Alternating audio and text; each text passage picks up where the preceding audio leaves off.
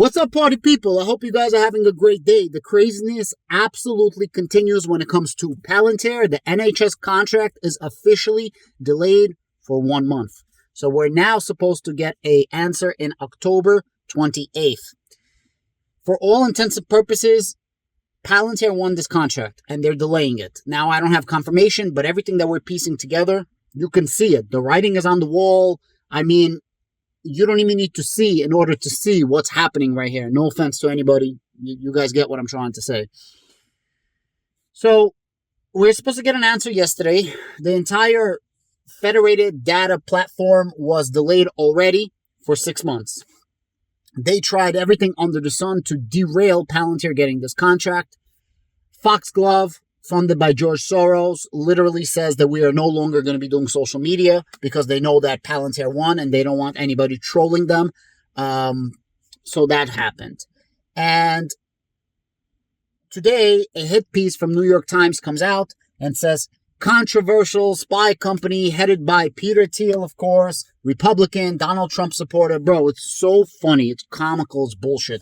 They cannot talk about Palantir without connecting Palantir to Peter Thiel and Peter Thiel to the Republican Party and Republican Party to Donald Trump. It's like, yo, let's connect the dots. It's crazy. It's crazy. And to this, I'm going to say, so what? Number one. And number two, good. I'm happy he supports Republicans. I'm happy he supports Donald Trump. If you don't like it, I'm happy that you leave this channel. Our country is literally going up in flames. Do you see what's happening in New York? Do you see what is currently happening in California? Things need to change. Elon Musk at the borders. Literally, we have an open border. The second Donald Trump is elected, this country is going to get back on track. And hardworking Americans are going to be able to propel the economy back up. But anyways, I'm going on a tangent right here. So they postponed the NHS contract for 1 month.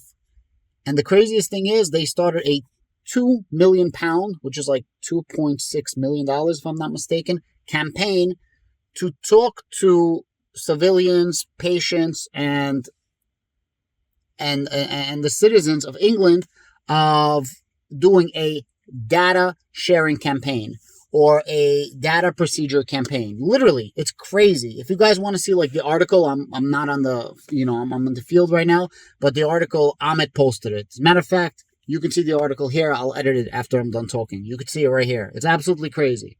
So £2 million campaign just to teach people about data and data protection, so on and so forth. And another month postponed. And look, literally, they're throwing everything under the sun. You know what I feel like?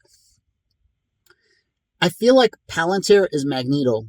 And Palantir has this magnetic force field around it, like a bubble. And no matter what you throw at them, does not make a difference. It could literally be the kitchen sink. You're not going to penetrate. Yeah, it's annoying. Yeah, we got to brush it off. And yeah, it might slow us down just a little bit. But at the end of the day, ain't no stopping Magneto. Ain't no stopping Palantir.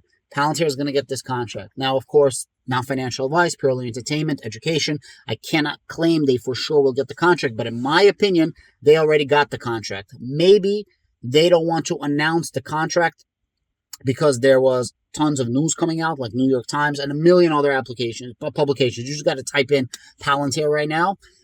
And they wanted to delay it for a month to show that they're doing as much as possible in order to inform patients, inform civilians. It's absolute bullshit. But on the bright side, Palantir is an absolute monster. Palantir hit $16.70 in the morning. Right now it's trading at like $16.20, $16.30. It's up like 2.5%. At one point it was up 5% for the day. This is after yesterday's 7%. This is after before yesterday's also like 7%. It's absolutely freaking bonkers. It's absolutely freaking beautiful what's currently happening with Palantir. And again, I'm telling you right now, the stars and the moon are starting to align, and Palantir is going to become one of the most important companies in the world in terms of market cap. It already is fundamentally one of the most important companies in the world. Literally holding up United States, United Kingdoms, NATO, European Union, all of our allies. Literally, we are the backbone of democracy I'm not trying to be like super patriotic or corny, but you guys get what I'm saying. It's like one side, two sides, Palantir is supporting our side, so on and so forth. And I do believe that this is truly just the beginning. I think that there's going to be so much more spending from the United States military, so much more spending from NATO military, so much more spending from European Union military. I think that this is literally just the beginning. Also, when we get this federated data platform contract, I have a feeling that there's going to be other countries that are going to be onboarding. Although United Kingdom, is not the power it once was, it still is a major country. It still is a major power, and it still has a lot of influence. And their medical system right now, I heard, is effed for all intents and purposes. Very, very difficult. And as Palantir gets better in the private sector, and as more beds are run by Palantir, by the way, I don't know if you caught it, it's no longer 13%, it's now 16% of all United States hospital beds are run on Palantir, as per Dr. Alex Karp's last interview. Most people missed this, but he did say that. 2 years ago, 0 beds. So we went from 0 beds to 13% to 16% of all hospital beds in the United States are run by Palantir. Why? Because Palantir is an imposter, Palantir is a fraud, Palantir brings no substance, Palantir brings no value? No, obviously not. Palantir actually does what it says it can do, and it's only getting better every single day. And if it can do this for the private sector, it most certainly could do this for the public sector in the NHS England. And I think that we are going to be in a rude awakening, and I think that we're definitely going to get a huge surprise when it comes to Palantir share price. And it seems like the market is already rewarding Palantir as if they did get this contract, and they're putting 2 and 2 together the same way that I am, the same way that the rest of the Palantir community is.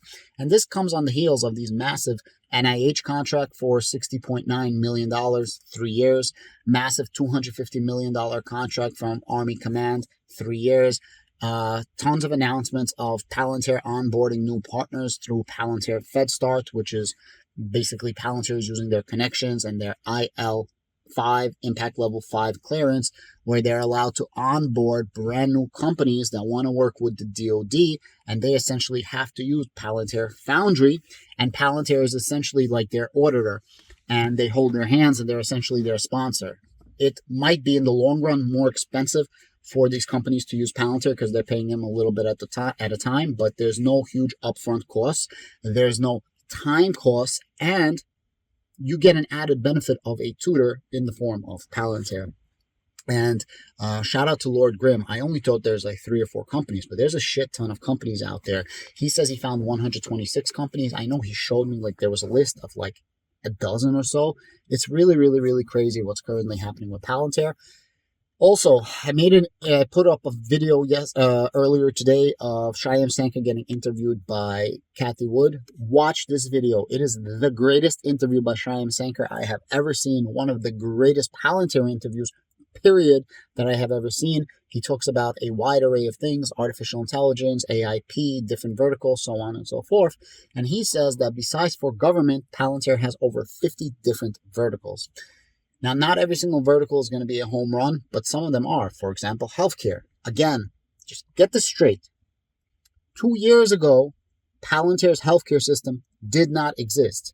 Now, 16% of all United States hospital beds are run by Palantir. Like, think about that. A couple of years ago, artificial intelligence was just some crazy term that nobody knew about. And now you literally have, I believe, Chuck Schumer running these meetings with all the biggest companies in the world, and little old Palantir compared to them, only like a $30-something billion market cap, sitting next to Tesla and Microsoft and Google and Meta and NVIDIA. Strikeforce was there. It's absolutely crazy. And now all of a sudden, the whole market is pushing artificial intelligence. As NVIDIA is growing, people are realizing, oh shit, artificial intelligence is here. It's here to stay. And artificial intelligence is only getting better and better. For example, OpenAI. They want to make literally an OpenAI cell phone to compete with Apple and have an artificial intelligence cell phone. Crazy, right? Also, they're just introducing right now where you can actually do a full conversation with ChatGPT. Instead of typing, have a conversation, and you can upload a picture and talk about a specific picture. So now it's getting a lot smarter where it can start reading things. Also, it's going to be able to get information from the internet. It's no longer going to be boundaried by 2021. I mean, these are massive, massive gains. Bard is consistently upgrading themselves. Amazon just spent $4 billion on an LLM program, artificial intelligence things. I mean, these things are really, really massive. All these things put together, it's just moving forward and forward and forward. And you could see it. It's moving forward right before our eyes. And it's really, really awesome to be at this junction of Palantir. And I truly do believe that Palantir can hit $100. One day, we're going to be looking back and be like, oh shit, Palantir hit $100. With all of these contracts, especially the contracts that are coming that we don't know about, like for example, the NIH contract, this Army Command contract, this came out of nowhere, right? $210 million, literally out of freaking nowhere, out of thin air.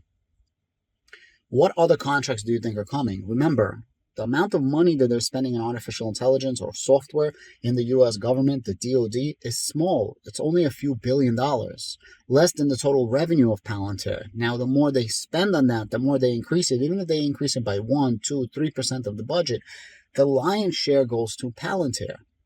It's absolutely crazy. And if you think Palantir is bullshit, why does Lockheed and Martin use them? The #1 DoD prime uses Palantir. It's absolutely freaking crazy. It's absolutely bonkers. And don't forget about the Titan program, where it's Palantir and Anduril. Shout out to Anduril. They just got an $8 million contract from the Air Force. Anduril and Palantir are building a Titan prototype against Raytheon. You know what? Palantir is going to smoke Raytheon because they already smoked Raytheon. There was a contract that Raytheon lost to Palantir for the Navy, and the Admiral literally said that, like, there is no substitute for Palantir. There is no company that can compete with Palantir, and everything else is just complete bullshit. He literally said that, right? I have a video about it. It's absolutely freaking bonkers. And still you have people that question the capabilities of Palantir. Investing in Palantir today is a breeze. Investing in Palantir a year ago, 2 years ago, that shit was hard. The last 18 months being a Palantir shareholder was so difficult. And the last 3 to 6 months, it just became so much easier. And I think it's going to be easier in the future. Soon, we're going to have so much credibility when it comes to Palantir. It's not going to be like, oh, maybe Palantir can do this. Who knows? It's going to be like, oh shit, Palantir can do that for sure. And all of a sudden, the markets are going to be giving them a lot more credit. Also, there was a major buy by a new institutional investor. They bought 9.8 million shares of Palantir. That was worth like $195 million. And now that's definitely worth like $200+ million. It's absolutely freaking bonkers. Expect Cathie Wood to increase her shares as well. And expect major buco money to come once this Ukraine-Russia war is over. Whatever you want to consider the war over, as long as Ukraine is still standing, there needs to be a rebuilding of Ukraine. And Palantir is going to be at the front of that, on the backbone of BlackRock and JP Morgan, which are literally the financiers of this. Palantir was literally named the partner to rebuild Ukraine. And not just Ukraine military, Ukraine infrastructure, and UK technology. Ukraine, I'm sorry, not UK, technology. They want to make it a technological hub. Whatever that means, that means a shit ton of money is still coming to Palantir. So yes. At these $15 prices, at these $16 prices, Palantir is starting to become undervalued. And I believe that our CAGR, compound annual growth rate, is going to be in the 20% by Q2 of 2024. And maybe by 2025, we're already going to start seeing 30% compound annual growth rate. Once Palantir is the cool kid on the block and people are going to be running to use Palantir, and it seems like this is where it's going, then the revenue is going to follow. Guys, thank you so much. If you do want to support the channel, I really appreciate it. Channel membership is $3 a month. I'm going to have a link down below. And before you go, please admire my hair. Look how absolutely beautiful it is. Thank you so much. And Hims, you suck for not sponsoring my hair. Have a great day.